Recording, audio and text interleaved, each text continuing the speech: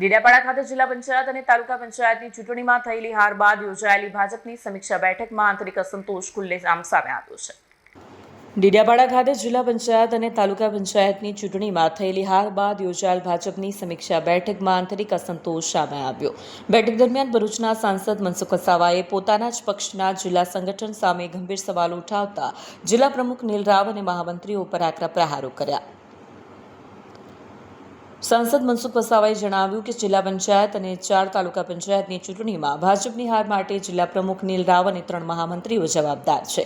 તેમણે આરોપ લગાવ્યો કે ભાજપ વિરોધી નેતા ચેતર વસાવાના નિવેદનો સામે જિલ્લા સંગઠન અસરકારક રીતે કાઉન્ટર કરવામાં નિષ્ફળ ગયું હતું। તેમણે કહ્યું કે અબબ બોલીને જીતી ગયા, પરંતુ ભાજપે તેનો યોગ્ય જવાબ આપ્યો નહીં। આવનાર સમયમાં પણ જો કડક વલણ નહીં અપનાવાય તો નુકસાન વધશે। ફંડ વિતરણ મુદ્દે પણ બેઠકમાં ભારે નારાજગી જોવા મળી। મનસુખ વસાવાએ જણાવ્યું કે ચૂંટણી પ્રચાર માટે જરૂરી ફંડ કાર્યકરો અને ઉમેદવારો સુધી પહોંચાડવામાં જિલ્લા પ્રમુખ નિષ્ફળ રહ્યા। ફંડ માટે માત્ર ફોન કરવાનું કહેવામાં આવ્યું, પરંતુ સમયસર ફંડ આપવામાં આવ્યું નહીં તેમ જણાવ્યું।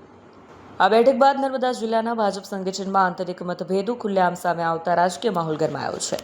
વિડીયો જર્નાલિસ્ટ દીપક જગતાપ સાથે સત્યા ટીવી ન્યૂઝ રાજપીપળા। દિનેશભાઈ, આ કોને કાઉન્ટર કરવું છે? એને તો આપણા પર આરોપ મૂકી દીધો કે ભાજપ સરકારમાં આટલો કૌભાંડ મનરેગામાં, પણ આ તમારી ગામ પંચાયતમાં કૌભાંડ થયું મનરેગામાં ને ધારાસભ્ય તરીકે ચૈતર વસાવે શું જોયું? કઈની ફરજ નહોતી, પણ આ બધી બાબતો કાઉન્ટર કરી છે ચૂંટણી સમયે। તો બોલો વરના નીકળ્યો ને નીલ પણ એસી ઓફિસમાં ત્યાં બેઠા રહ્યા કમલમમાં। આનાથી ચૂંટણી જીતાય?